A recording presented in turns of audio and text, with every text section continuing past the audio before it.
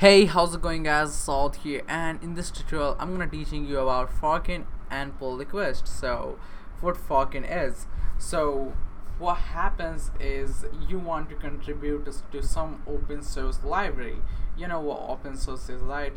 The open source codes which they run on the website and which are open to the public. So think about this file is open source. I don't know about anything about that, what that is.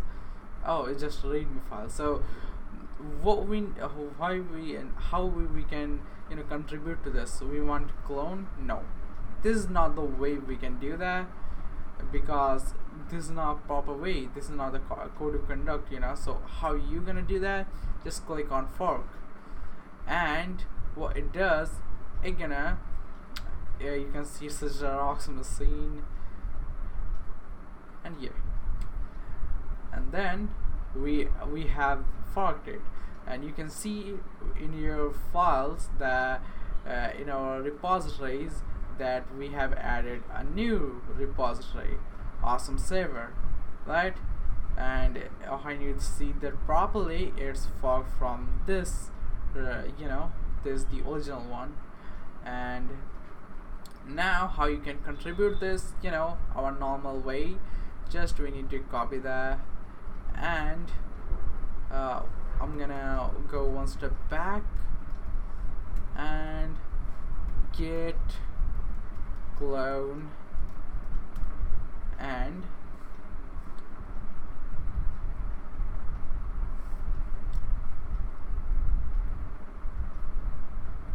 now done. And if we go, you can see awesome server is already here, and it just only contains a readme file. So we want to edit something like this. I am editing something, okay, and now what we gonna do is we gonna comment this git add period. Oh, sorry, we need to go inside. So cd our file, awesome saber, and now we're gonna use the git add period. We already added this, and now what we're gonna do, commit this file, git commit with a message of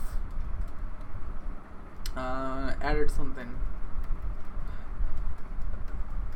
and after that, when we add that, what we need to do, we want to push it into our server, right?